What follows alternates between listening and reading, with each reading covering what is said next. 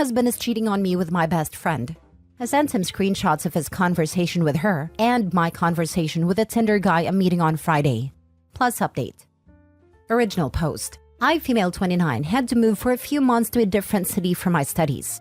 I moved in September and I'll stay here until June. My sister called me to say that I saw him with my best friend. We wouldn't have thought anything about it if my sister didn't say that she had a sense that they looked caught. I logged into his phone and saw the texts, including the ones discussing the interaction with my sister. I sent him all the screenshots. I also made a Tinder account and started talking with the guy. We got flirty and planned to meet on Friday, and I took screenshots and sent them to my husband too. Now he has been calling and texting me since yesterday. "Please, baby, don't do it," he said. But I don't think I hurt him as much as he hurt me. Now for the top comments before reading the update. I think if you plan on divorcing, you'll have more feel like to stand on if you don't provide evidence of your Friday tryst. Totally get it in an emotional level though. Sorry this is happening. Devastating. The first time my abusive hubby cheated on me, I found out in the worst possible way.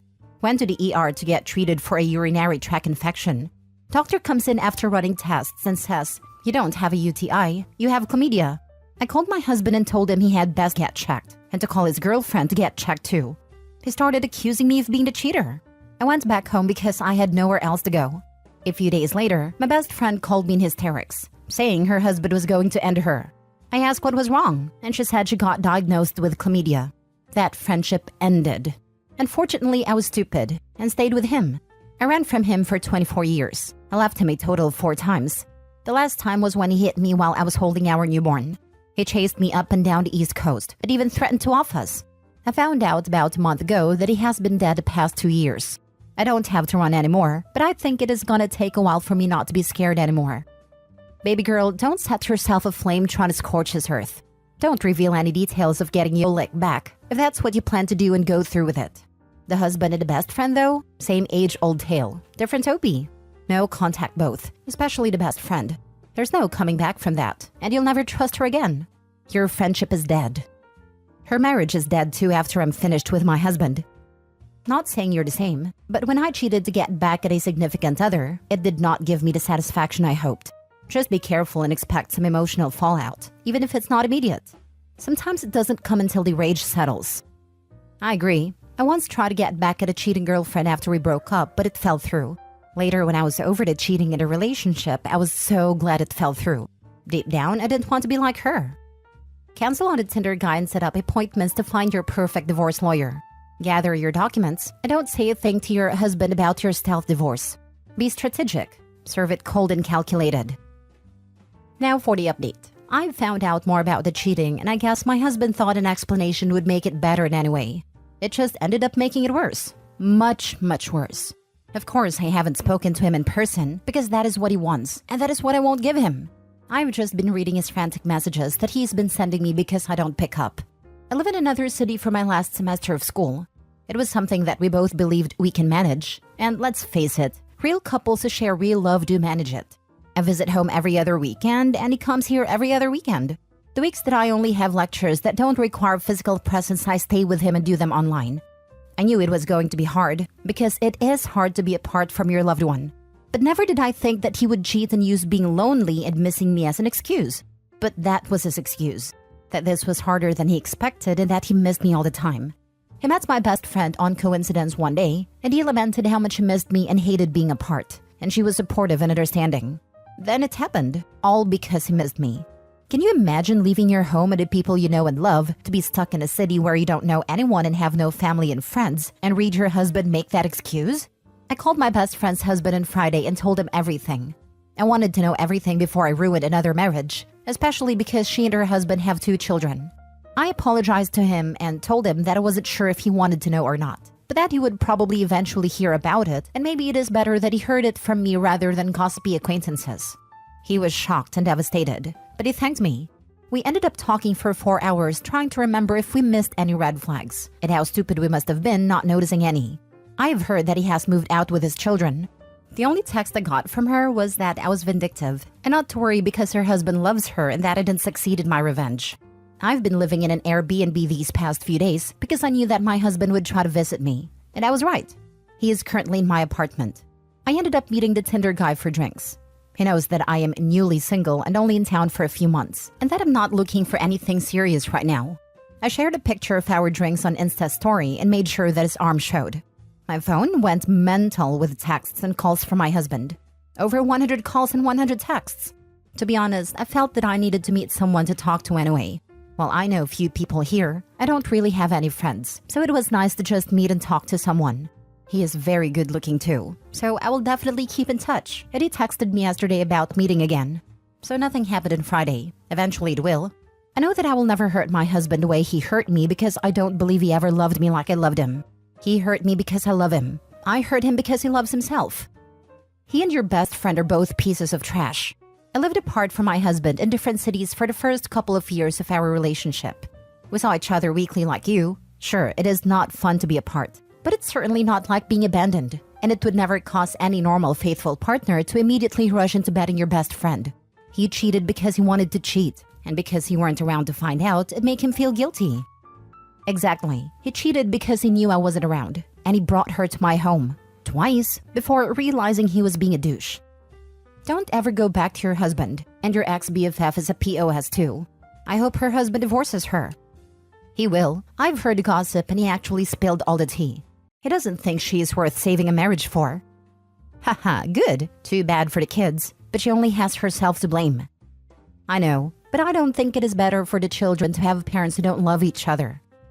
Yeah, I spent my entire childhood wondering why the hell my parents were even married, and wondering when they would just break up. It was because my mom got pregnant with my brother. It was a pregnancy marriage. My dad finally had enough, and they finally divorced when I was 18. I couldn't believe it took 20 years. And when it happened, I was not shocked. I thought it was gonna happen many years ago. I hope your ex-best friend's husband leaves her. Hopefully she ends up with your crappy ex, so they don't go ruining more marriages. I don't know if they end up together or not. It would rid the world of two a-holes if they ended up together and stopped hurting others. My ex was with a wannabe gold digger. They got married 30 days after our final decree. It wasn't long before they were both cheating again. She thought he was on a fast corporate track. They made my life hell because I got the stock options, half his pension, alimony, and child support. I laughed when I heard he was hiding the credit cards, and he emailed that he was, "Oh, I'm so sorry, and want all our good times back." When I replied, I said, "They really weren't that good for me. No thanks. Been divorced for 28 years and he still tries to play me. Really hope you don't have a kid with this guy, or go back. Sure, you deserve better."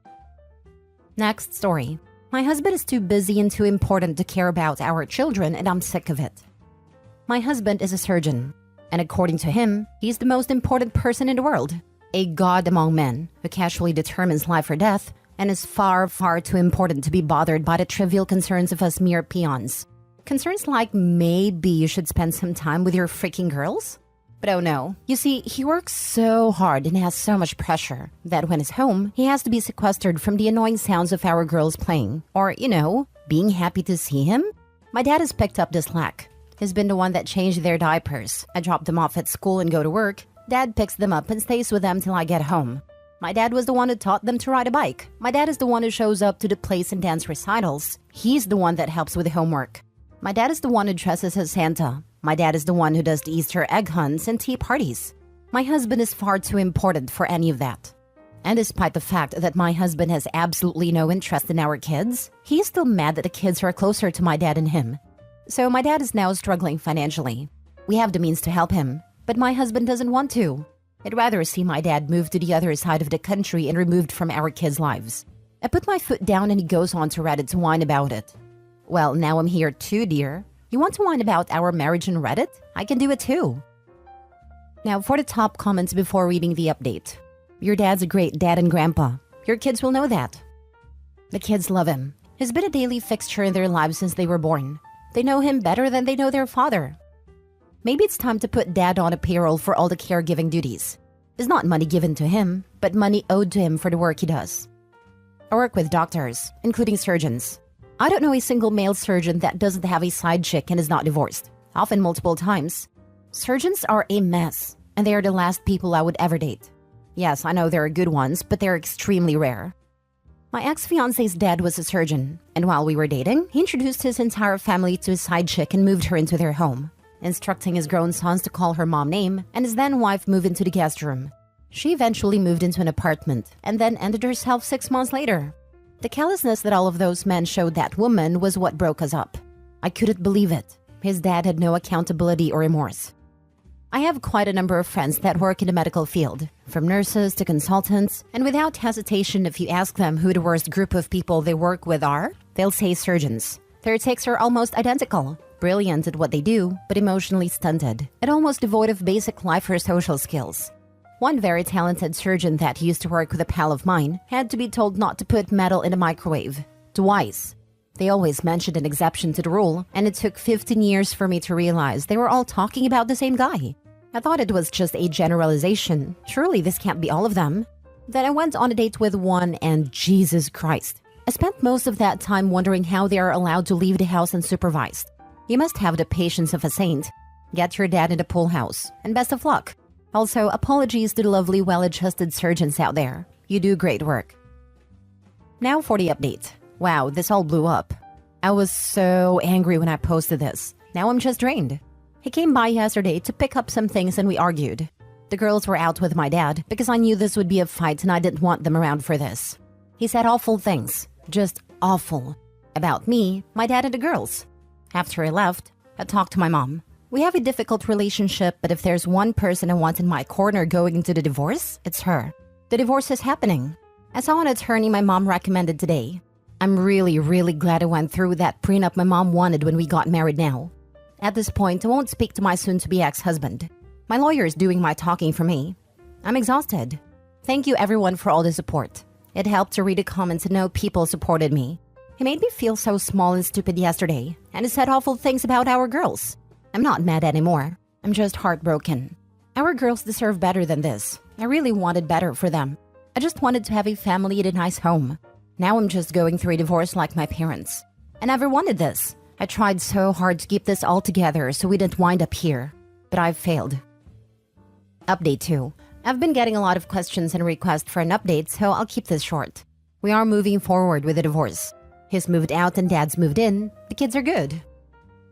Last story. Who knew that all I had to do was to give them my blessing for my husband and his mistrust to break up? I've known about his infidelity for 10 months now when he almost missed the birth of our baby. We had a planned C-section, but our daughter decided she couldn't wait, and I called him all morning confused and terrified, in pain, because I was scheduled 2 weeks later. My mom finally got hold of him. He smelled disgusting. My way, a perfume that I really hate. He looked more guilty than excited, and he smelled disgusting. Anyway, when we got home, I looked in his phone and found out about them. I don't know how he has been able to fool me, or was I just blind?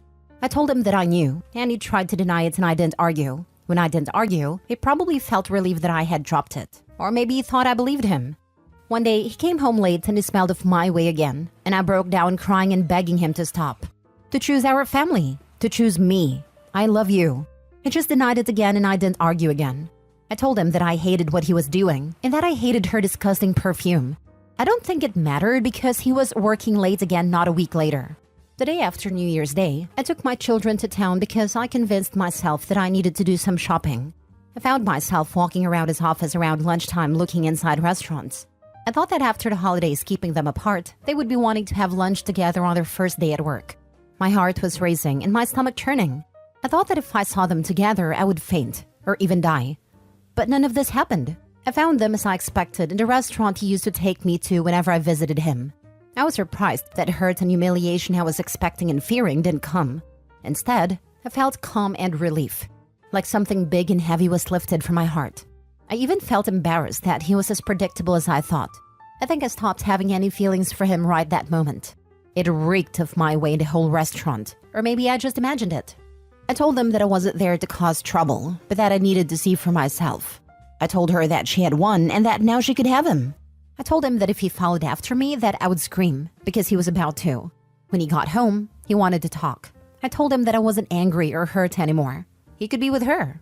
For almost 2 weeks now, they have been arguing and fighting over text, because he ended the affair. I will never understand how some people function. Why weren't my tears and pleas enough for him to end it? But my blessings were. Because illicit affair, mistrust, and gaslighting you are thrilling, and power games that make them feel important and like special snowflakes. Impending divorce, STD check, lawyers, alimony and child support, home wrecker? don't have quite the same sexy flavor to them. Right, he didn't want to be with her. He wanted to bed her, sneak around, and get a rush from feeling like a young hot guy while his wife stays stuck at home with the kids. Now that he's facing only having this side chick, he probably doesn't want to be a stepmother to the kids of a man she knows firsthand cannot be trusted not to wonder, is panicking about losing his actual partner, home, money, and time with his kids. I hope Opie doesn't waver, because a man that is out cheating when his wife is not only pregnant but due to give birth in the next few weeks is a huge POS. He also didn't think she would leave him over it. He loved the idea of two women wanting him. When one of them noped out of the competition and the one that noped out was the one wanted, he quit the game. It was no longer fun having a woman he didn't really want chasing after him. Too bad for him. He blew up his life for a woman he doesn't want and lost the one he did want. Please tell me you are filing for divorce. Eventually,